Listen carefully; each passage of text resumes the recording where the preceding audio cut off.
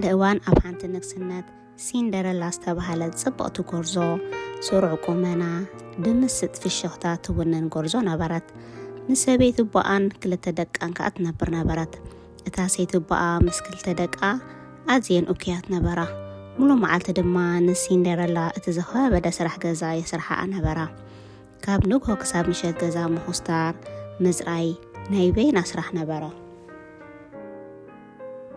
ሓደ መዓልቲ እቲ ወዲ ንጉስ ዓብይ ድግስ ኣዳለወ። ናይ ዕድመ ወረቐት ከዓ ተሰደደለን። እንተኾነ ግን ሰይቲ ቦኣ ንሲንደረላ ንሳ ከምዘይ ትኸይድ ነገረታ። ነተን ክልተ ደቃ ግን ሒዛተን ከም ትኸይድ ኣበሰረተን። ክልቲአን ከዓ ብተሓጓስ ክዳለዋ ጀመራ።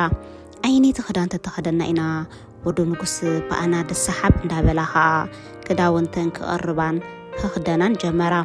ሰይቲ ቦኣ ንሲንደረላ ከዓ መፅያ ንስኺ ገዛ ጽንሒ ክሳብ ንመጽእ ከዓ ገዛ ኣጸራሪኽዮ ጽንሒ ብምባል ምስ ክልተ ደቃ ገዲፋታ ኸደት።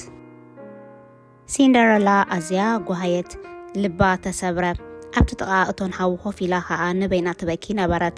እዚ ኩሉ ክኸውን ከሎ ከዓ ሓንቲ ለዋሕ ጎረቤታ ካብ ርሑቕ ትዕዘባ ነበረት እሞ ሲንደረላ ክትበኪ ምስ ረኣይታ ድማ ናብቲ ዝነበረቶ ገዛ መፅያ ስለምንታይ ትበኪ ከም ዘላ ሓተተታ። ሲንደረላ ድማ ሰበይቲ ቦኣ ምስ ደቃ ንበይና ሓዲጋታ ናብቲ ንጉስ ዘዳለዎ ድግስ ከም ዝኸዳ ነታ ለዋሕ ጎረቤታ ነገረታ። ጎረቤታ ከዓ ደሓና ጆኺ ንዓኺ ዝኸውን ክዳንን ጫማን ከዳልወልኪ ናብቲ ድግስ ከዓ ክትከዲ ኢኺ ብምባል ኣዝዩ ዘብረቕረቕ ጽቡቕ ክዳን ገበረትላ።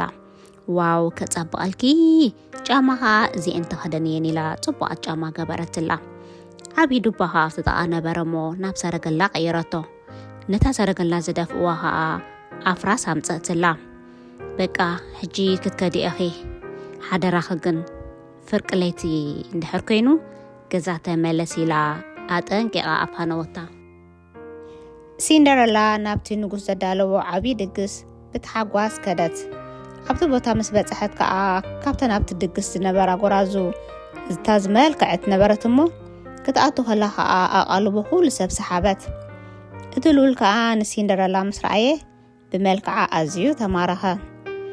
ፈተዋ ድማ ምስኡ ንኽስዕስዕ ከዓ ዕድመ ቕረበላ። ሙሉእ ምሸት ድማ ምስኣ ክዕልልን ክስዕስዕን ጀመረ።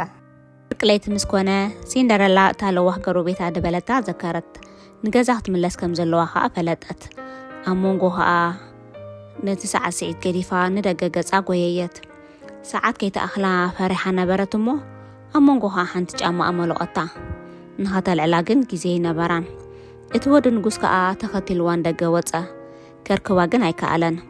ነታ ድወደቐት ጫማኣ ብምሓስ ከዓ ደድሕሪያ ክስዕባ ጀመረ። እቲ ወዲ ንጉስ ንሲንደረላ ክረኽባ ኣይከኣለን። ነታ ድወደቐት ጫማኣ ሒዙ ከዓ ኣብ መላእቲ ናቱ ንግስነት ክደልያ ጀመረ። ግን ወላ ሓንቲ ጎርዞ ነታ ጫማ ዓቐና ዝኾና ሰኣነ። ናብ ቤት ሲንደረላ ከዓ ክኸይድ ወሰነ። ኣብኡ ምስ በጽሐ ከዓ እተን ክልተ ኣሕዋታ ናተያ ብምባል ክልቲአን ክዕቅነአን ፈተና። ንወላ ሓንቲአን ግን ዓቐነን ኣይነበረትን። እቲ ወዲ ንጉስ ንውሽጢ ገዛ ኣትዩ ከዓ ሲንደረላ ንኽትፍትና ነታ ጫማ ሃባ። እታ ጫማ ከዓ ናይ ሲንደረላ ኮይና ጸንሐት።